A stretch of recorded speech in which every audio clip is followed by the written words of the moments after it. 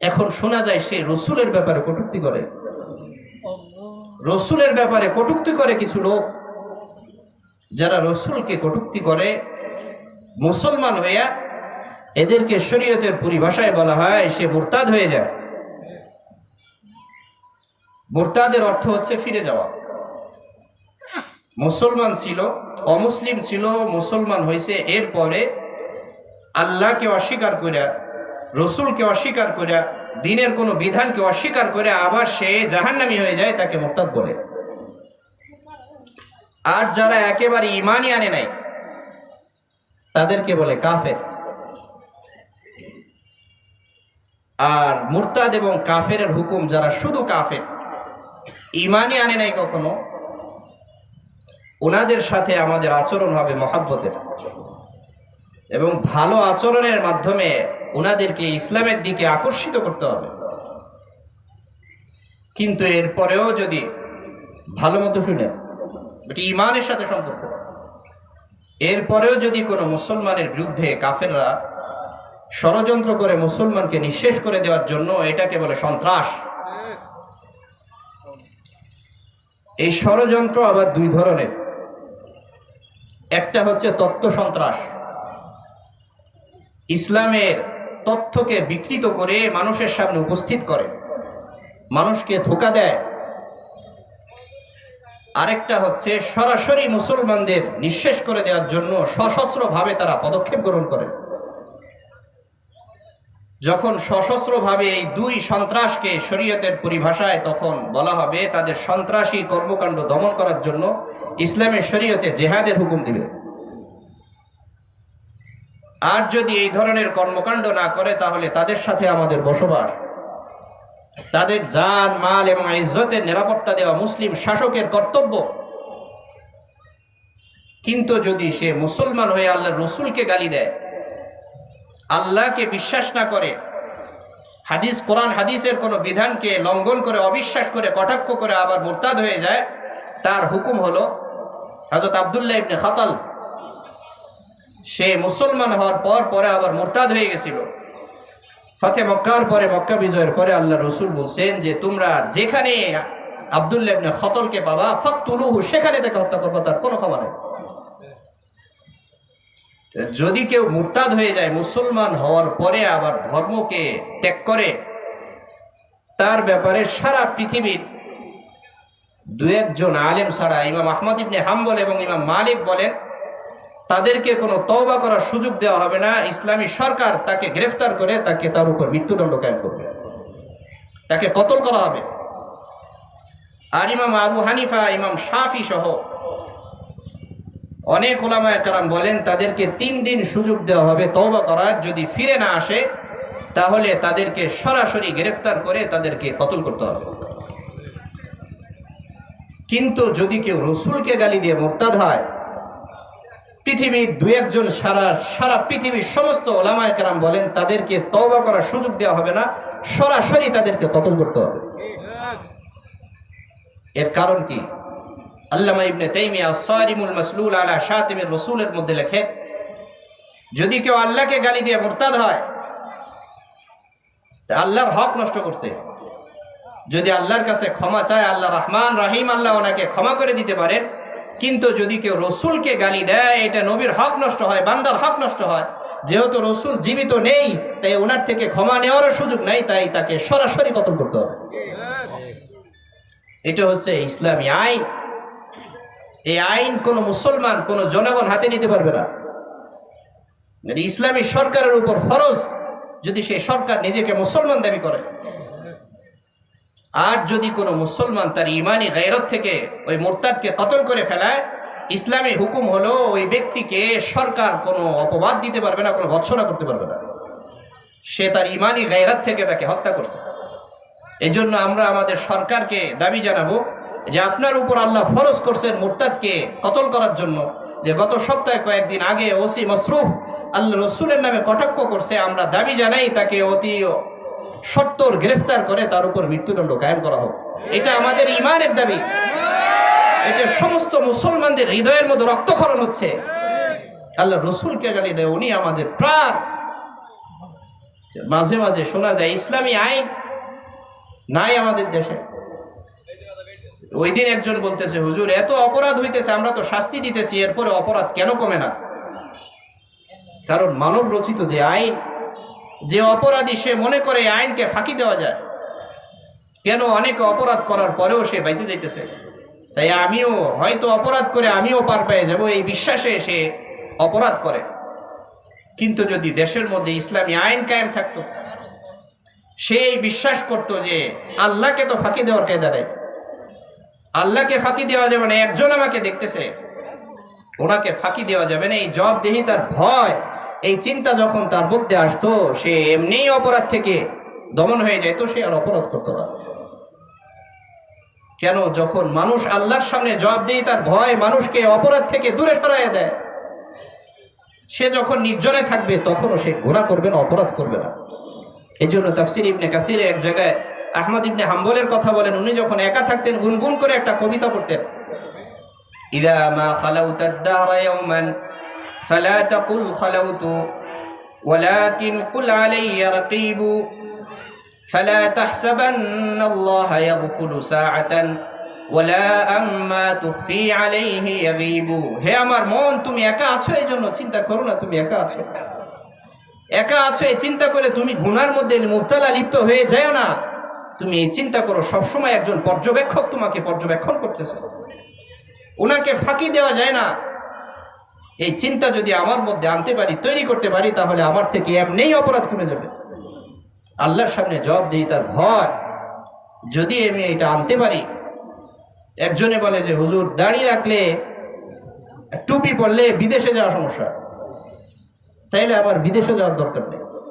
আমি একজন আলেম হিসেবে বৃহত্তর স্বার্থ এটা আমার, যে আমার একটা দাড়ি কাটা ইচ্ছাকৃত সারা বাংলাদেশ যদি গায়েব হয়ে যায়, আমি নবীর সিনার মধ্যে চাকুর আঘাত করো, এটা আমি চাই না। এটা আমার বৃহত্তর স্বার্থ। কিন্তু যারা আলেম না এমন পরিবেশে থাকে, ওদের জন্য দাড়ি রাখা প্রবলেম, তাদের প্রমোশন কেটে দেয়, তারা বিদেশে যাইতে পারে না, এমন প্রবলেম সৃষ্টি করে। কিন্তু তারা যদি আজকে বুঝতো কোরআন কি জিনিস, হাদিস কি জিনিস, রসুল কি জিনিস, কোরআনে যে যা বলা হয়েছে এটা যে শুধু দুনিয়ার জন্য শান্তি না, এটা যে আখিরাতের জন্য শান্তি, যদি সে বুঝতো, তাহলে আল্লাহর জন্য, আল্লাহর রসুলের জন্য এই যুবকরা চিৎকার করতে থাকতো। কিন্তু আমরা মুরব্বীরা এই যুবকদের দিন শিখাই নাই, কোরআন শিখাই নাই, হাদিস শিখাই নাই, আল্লাহ শিখাই নাই, আল্লাহর রসুল শিখাই নাই, কবরের আযাব শিখাই নাই, হাসরের বিচার শিখাই নাই। মাদ্রাসায় পড়াইতে দিলে দ্বন্দ্ব লাগতো। এই জন্য এই সন্তান বড় হয়, তার দিলের ডাক একটা, বাবাই বলে লা ইলাহা ইল্লাল্লাহ মুহাম্মাদুর রাসূলুল্লাহ, আর এই সন্তান বলে লা ইলাহা ইল্লাল্লাহ বেশির বেশি নিউটন রাসূলুল্লাহ, ফ্রাড রাসূলুল্লাহ। নবী মানি, সব মানি, নবীর আদর্শ মানি না, এটা সংঘাত। যদি সংঘাত হয় তাহলে শান্তি আসে না। এই সংঘাত কে তৈরি করছে? আমি বাপ সন্তানকে দিনই শিক্ষা দিইনি, এই জন্য তৈরি হয়েছে। সে বুঝবে যখন 25 বছর 30 বছর যে রাস্তায় অনেকটা পথ হেঁটে গেছে, ওইটা ফিরে তার জন্য অনেক কঠিন। অনেক ছেলে পেলে বর্তমান কাঁদতেছে, হুজুর আমার জীবন তো শেষ, 25 বছর 30 বছর অপরাধ প্রবণ হয়ে গেছে, এখন আমি পিছে কেমনে ফিরি? ওই যে তাবলিগে জামাত কাজ করার কারণে, ওলামায়ে কেরাম মেহনত করার বদৌলতে, মুজাহিদ কমিটি মেহনত করার বদৌলতে এখন তো আমি দিন শিখছি, এক চক্কর মাইরে এসে কাঁদতে থাকে, হুজুর আমার জীবন তো শেষ, আমার জীবন শেষ, এখন আমি দিন শিখতে চাই, কিভাবে শিখবো? আমার বাপমাই তো আমাকে পছন্দ করে না, কারণ সে চিন্তা করছে আমি বিরাট বড় লন্ডেড হব, বিরাট বড় মন্ত্রী হবে, ইঞ্জিনিয়ার হব। কিন্তু আমি তো এটা চিন্তা করি নাই, যত বড় মন্ত্রী হয়ে যাই না কেন, যত বড় লন্ডেড হয়ে যাই না কেন, আমার কবরতে জিজ্ঞাসা করবে না তুমি মন্ত্রী ছিলে কিনা, তুমি আলেম ছিলে কিনা, মুফতি ছিলে কিনা। কবরে যে জিগাবে যে কথা, তোমার রব কে ছিল, তোমার নবী কে ছিল, কোরআন মানতে কিনা, হাদিস মানতে কিনা, এটা তো আমিও শিখি নাই, আমার আব্বাইও শিখাই নাই। আমার আব্বাইও জাহান্নামের দিকে, আমিও জাহান্নামের দিকে। দিনের এই যুগে বর্তমান সয়লাবের মতো মুসলমানের সন্তানরা দিনের দিকে ফিরে আসতেছে, বলি আলহামদুলিল্লাহ। যে কথা বলতে চাই চলে যায় অন্যের দিকে, দিলে ব্যথা। আমরা শুধু যুবকদেরকে দায়ী করি, কারণ এরা তো যুবক, আপনিও তো যুবক ছিলেন, আপনার সন্তান নষ্ট হইল, এই জন্য কে দেয়? আপনার সন্তান তো ইংরেজিতে লেকচার দিতে পারে, সূরা ফাতিহা পড়তে জানে না কেন, এই জন্য কে দেয়? যদি আমার সন্তানকে আমি সূরা ফাতিহা কোরআন শিক্ষা দিয়ে যাইতাম, আর আমি কবরে জাহান্নামে থাকতাম, আমাকে জাহান্নাম থেকে উদ্ধার করে জান্নাতের ব্যবস্থা করে দিত।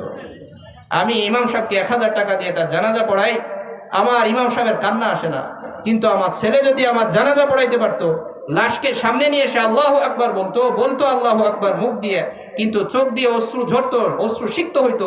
যদি এই অশ্রু সিক্ত হইতো, আপনাকে কবরে দাফন করার আগেই আপনার জান্নাতের ব্যবস্থা হয়ে যেত। আজকে এই ব্যবস্থা আছে বলে মাদ্রাসায় পড়লে, ইমামতি করে জানাজা পড়া, এটা সামাজিক কাজ হইল। তো সামাজিক কাজ কাকে বলে? যে সামাজিক কাজ সমাজের মধ্যে শান্তি আনে, ওইটাকে আপনি সামাজিক কাজ বলেন না। সুদ খায়, ঘুষ খায়, বেপরদেগি করে, পর্দা লুণ্ঠন করে, এগুয়া করে, যত চুরামি গঠফাদারি এগুলো করে, এইগুলোকে সামাজিক কাজ বলে। তো দুনিয়ায় মানুষে আমার মুখে চুন দেবে, আখেরাতে কি হবে বুঝি না। এটা কিসের সামাজিকতা? সামাজিক কাজ তো হয় সমাজের শান্তির জন্য, সমাজের শান্তির জন্য। এখন সমাজের মধ্যে কত ধরনের অপরাধ। একজন আমাকে বলতেছে, হুজুর, যে সামাজিক যে অবক্ষয় দেখা দিচ্ছে, এই ব্যাপারে কিছু কথা বলে। এই ব্যাপারে আমি আপনাদের সামনে একটা আয়াত তেলাওয়াত করছি। এই আয়াতের মধ্যে আল্লাহ রাব্বুল আলামিন আমাদের একটা বেধির কথা তুলে ধরছে, যে আমরা সব সময় বলতে থাকি, সারা পৃথিবীতে দেখা যায় মুসলমানদের উপর আঘাত আসতেছে। সারা পৃথিবীতে মুসলমানরা আজকে লাঞ্ছিত। এর কারণ কি? এর কারণ হিসেবে যদি দেখি, আল্লাহ রাব্বুল আলামিনের কোরআনের আয়াত, ওমা আসাবাকুম মিন মুসিবাতিন ফাবিমা কাসাবাত আইদিকুম, পৃথিবীর মধ্যে যত আযাব আসে সব আমাদের হাতের কামাই, এটা আমাদের গুনার কারণে আল্লাহ আযাব দেন আমাদের। কিন্তু এই অপরাধকে ঠিক করার জন্য সামাজিকভাবে কত ধরনের ব্যবস্থা হচ্ছে, কত মিটিং হচ্ছে, মিছিল হচ্ছে, সামাজিকভাবে পদক্ষেপ নেওয়া হচ্ছে, এরপরও ঠিক হচ্ছে না। এর কারণ হলো আল্লাহ রাব্বুল আলামিন এই আয়াতের মধ্যে বলে, ইয়া আইয়ুহাল্লাযীনা আমানু আলাইকুম আনফুসাকুম লা ইয়াদুররুকুম মান দাল্লা ইযা ইহতাদাইতুম। হে মুসলমানেরা, তোমাদের নিজেদের দায়িত্ব, তোমাদের নিজেদের। যদি তোমরা নিজেরা ঠিক হয়ে যাও, সারা পৃথিবীর মানুষ যদি অপরাধের মধ্যে ডুবেও থাকে, তাদের অপরাধ তোমাদের কোনো ক্ষতি করতে পারবে না। আলাইকুম আনফুসাকুম, তোমাদের নিজেদের সংশোধনের দায়িত্ব তোমাদের। যদি তোমরা নিজেরা ঠিক হয়ে যাও, সারা পৃথিবীর সবাই যদি গুমরাহ হয়ে যায়, তোমাদের কোনো ক্ষতি করতে পারবে না। কিন্তু আমরা এখন চাই যে অমুকে ঠিক হোক, সংস্করণের পতাকাটা যেন আমার থেকে শুরু হোক। আমি চাই অমুকে ঠিক করা দরকার, অমুকের সন্তান নষ্ট হয়ে গেছে, সমাজ নষ্ট হয়ে যাইতেছে, পরিবেশ নষ্ট হয়ে যাইতেছে, এটাকে ঠিক করা দরকার, যেন সংস্করণটা অন্যের থেকে হোক। কিন্তু আল্লাহ আয়াতের মধ্যে বললেন, না, সংস্করণটা নিজের থেকে হওয়া উচিত। যখন আমি চিন্তা করব আমার মধ্যে কত ধরনের অপরাধ আছে, আমি নিজে কোরআন মানি কিনা, নিজে হাদিস মানি কিনা, নিজে আল্লাহ এবং আল্লাহ রসুলের পথে আছি কিনা, যদি আমি নিজে ঠিক হয়ে যাই, আমি যদি নিজে রোগী হই, তাহলে অন্যের রোগ দেখার সময় তো আমার নেই। মুফতি তকি উসমানী বলেন যে আমার এক সহধর্মিনী, উনি অসুস্থ, ওনার পেটে ব্যথা, হসপিটালে নিয়ে গেছি। উনি লিফট থেকে দেখছে আরেকটা মহিলা শরীর হাত পা পুড়ে গেছে। তো উনি বলতেছে, ওনার তো আর পেটে ব্যথা না, তার হাত পুড়ে গেছে, পা পুড়ে গেছে, পেটে তো আর ব্যথা না। এই মহিলা বুঝাইতে চাইতেছে না, আমার যে ব্যথা, এটা সব থেকে পৃথিবীর মধ্যে সব থেকে কষ্ট আমার হইতেছে। আর একজনের যে হাত পা পুড়ে গেছে, তার কষ্ট তার কাছে কিছুই মনে হইতেছে না। তো প্রত্যেকটা মানুষ যদি এইভাবে নিজের চিন্তা করত যে আমি অপরাধী, আমার কত অপরাধ, তা আমি যদি আগে ঠিক হয়ে যাই, এই চিন্তা যদি সবাই করতো। হযরত জুন্নুন মিসরি অনেক বড় একজন বুজুর্গ ছিলেন। ওনার দেশে একবার দুর্ভিক্ষ দেখা দিছে। এলাকার লোকেরা ওনাকে এসে বলছে, হযরত, বৃষ্টি বন্ধ হয়ে গেছে, অনাবৃষ্টির কারণে মানুষ সহ সমস্ত পশুরাও কষ্টে তারা কাতরাইতেছে, আপনি একটু দোয়া করেন যেন আল্লাহ বৃষ্টির ব্যবস্থা করে দেন। তো জুন্নুন মিসরি বললেন যে, ভাই, আল্লাহ তো বলছেন, ওমা আসাবাকুম মিন মুসিবাতিন ফাবিমা কাসাবাত আইদিন নাস, পৃথিবীর মধ্যে যত ধরনের আযাব আসে সবগুলো আমাদের গুনার কারণে আসে। তো এই যে অনাবৃষ্টি দেখা দিচ্ছে, এটা হয়তো কারো গুনার কারণে। এখন দেখতে হবে আমাদের সমাজের মধ্যে সব থেকে বেশি অপরাধী কে। বাস্তবিক পক্ষে আমার কাছে মনে হয় আমি সব থেকে বড় অপরাধী, আমি সব থেকে বড় গুনাহগার। এই জন্য এক কাজ করো, আল্লাহর কাছে দোয়া করি আল্লাহ যেন বৃষ্টির ব্যবস্থা করে দেন, আর আমি নিজে এই এলাকা ত্যাগ করে চলে যেতেছি। এই ছিল ওনার অবস্থা। আল্লাহওয়ালা যারা হন, ওনাদের দিলের অবস্থা এমন, ওনারা সবসময় নিজেরটা দেখেন, অন্যের অপরাধকে ওনারা দেখেন না। অন্যের অপরাধ দেখেন, ওনারা যখন বলেন তখন এই চিন্তা করেন, ইসলাম তো আমার আগে হওয়া দরকার। আমার নিজের মধ্যে কত অপরাধ, আমি নিজে কোরআন মানি না, হাদিস মানি না, আমার ফ্যামিলি অস্থির হয়ে আছে, পুরো সমাজ নষ্ট হয়ে গেছে, আমি তো নিজে ঠিক হইতে পারি না। এই চিন্তা ওনার মধ্যে হযরত আশরাফ আলী থানভী উনিও বলেন, যখন আমি বয়ানের মধ্যে বসি আমার মনে হয় যে যারা বসে আছে এদের সবার থেকে আমি নিকৃষ্ট। এই ছিল আকাবিরদের অবস্থা। আমাদের সাহাবায়ে কেরামদের অবস্থা কি? হযরত হানজালা এসে আল্লাহ রাসূলের কাছে বলছেন, ইয়া রাসূলুল্লাহ কাদ নাফাকা হানজালা, হানজালা তো মুনাফিক হয়ে গেছে। আল্লাহ রাসূল বললেন, তোমার এমন কেন মনে হইতেছে? বলে, ইয়া রাসূলুল্লাহ আপনার মজলিসে যখন আমি আসি আমার দিনের প্রতি অনেক জজবা তৈরি হয়, আমলের প্রতি অনেক জজবা তৈরি হয়। আবার যখন বাড়িতে চলে যাই তখন আবার আমার দিনের আমলগুলো করতে আমার তেমন ভালো লাগে না। তা আমার মনে হইতেছে এখানে এক অবস্থা, বাড়িতে গেলে আরেক অবস্থা, আমি মুনাফিক হয়ে গেছি। তখন আল্লাহ রসুল বললেন, দেখো মানুষের দিল এমনই, যখন কোন ওলামায়ে কেরাম এবং বুজুর্গদের মজলিসে বসে তাদের দিল নূরে ভরে যায়, ফলে তাদের আমলের প্রতি অনেক জজবা তৈরি হয়। এরপরে আবার যখন এখান থেকে বের হয়ে যায় আবার তার মধ্যে ওয়াসওয়াসা তৈরি হয়। এজন্য এই ধরনের মজলিসে বেশি বেশি আসা। শাহ আব্দুল আজিজ দাব্বাগ নামে ইরানের একজন বড় দার্শনিক ছিলেন। উনি এলাকার মধ্যে ঢুকছেন। যখন একজন আলেম এলাকার মধ্যে ঢোকে তখন ওই এলাকার আলেমদের দায়িত্ব হলো খোঁজ নেওয়া, এত মানুষ জমা হইতেছে ওনার নামে, এই লোকটা বেদাতি কিনা এটা আমার দেখার দায়িত্ব। তো ইরানের সর্বশ্রেষ্ঠ একজন দার্শনিক ছিলেন শাহ আহমদ ইরানি। উনি চিন্তা করলেন, কোথা থেকে একজন মানুষ আমার এলাকার মধ্যে আসছে, হাজার হাজার মানুষ ওনার হাতে যায় বায়াত হইতেছে, এই লোকটা বেদাতি কিনা এটা তো আমার দেখা দরকার। কারণ যারা বেদাতি হয় এরা রং ঢং বেশি করে, মানুষকে জজবাই নিয়ে আসে। মাগনা যদি জান্নাতে যাওয়া যায় তাহলে তো শরীয়তের বিধান এত কষ্ট করে মানার দরকার নাই। তো উনি 4 মাস পর্যন্ত শাহ আব্দুল আজিজ দাব্বাগকে পরীক্ষা করলেন। পরীক্ষা করার পর উনি বলেন যে আমি ওনাকে 4 মাস পরীক্ষা করার পর যেটা পাইছি, আমি যে ইরানের এত বড় দার্শনিক, আমি দেখলাম আমি তো ওনার পায়ের ধুলার সমান হইতে পারি নাই। কারণ ওনাকে যে পরীক্ষাগুলো করছি এর মধ্যে আমি দেখছি যে উনি কোরআন শরীফ পড়তে জানে না, কোরআন পড়তে জানে না। এত বড় বুজুর্গ, কিন্তু কার যেন সোহবত পাইছে যার ফলে যুগের সর্বশ্রেষ্ঠ ওলি হয়ে গেছে, তো কোরআন পড়তে জানে না। তো ওনাকে আমি 2টা প্রশ্ন করছি যে হযরত আমি তো কোরআনের সূরা আমার মুখস্থ আছে, আপনাকে একটু শোনাই, আপনি শোনেন। তো উনি পড়ছে, মনে করেন সংক্ষিপ্তভাবে বলি, মনে করেন সূরা কাউসার পড়ছে, ইন্না আ'তাইনাকাল কাউসার ফাসাল্লি লিরাব্বিকা ওয়ানহার ইন্না শানিআকা হুয়াল আবতার ইন্নামাল আ'মালু বিন্নিয়াহ ওয়া ইন্নামা লিইমরিইম মা নাওয়া ফামান কানাত হিজরাতুহু ইলা দুনিয়া ইউসিবুহা আও ইলা ইমরাআতিন ইয়াতাযাওয়াজুহা ফাহিজরাতুহু ইলা মা হাজারা ইলাইহি ওয়া মান কানাত নিয়্যাতুহু সহিহাতান ইয়াদখুলুল জান্নাতা লাযিমান। এই পর্যন্ত পড়ছে। এই পর্যন্ত কি সূরা ইখলাস নাকি? সূরা কাউসার কি এই পর্যন্ত? তুমি এই পর্যন্ত পড়ছে। পরে এই বুজুর্গ বলছেন যে আবার পড়ো। তো উনি পড়ছেন, পড়ার পর মনে করেন বলছে ইন্না শানিআকা হুয়াল আবতার। এটা পড়ার পর উনি বলেন ঠেরো, এই পর্যন্ত কোরআন, এরপরে পড়ো। এরপরে হাদিস পড়ছে, ফাহিজরাতুহু ইলা মা হাজারা ইলাইহি, শেষ পর্যন্ত পড়ছে। বলে ঠেরো, এই পর্যন্ত হাদিস। এরপরে মান কানাত নিয়্যাতুহু সহিহাতান ইয়াদখুলুল জান্নাতা লাযিমান, এইটা কোরআনও না হাদিসও না, এটা তোমার বানানো কথা।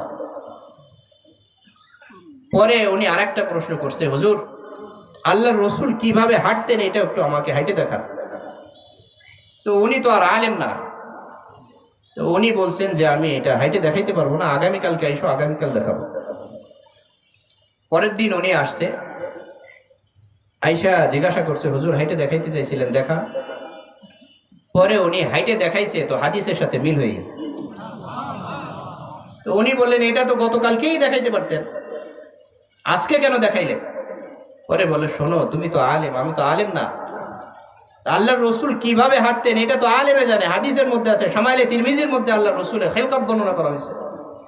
আল্লাহর রসুলের দৈহিক অবয়ব কেমন ছিল, উনি কিভাবে হাঁটতেন, উনি কিভাবে খাইতেন, ওনার হাত কেমন ছিল, মাথা কেমন ছিল, এই সব শামাইলে তিরমিজির মধ্যে বর্ণনা করা হয়েছে।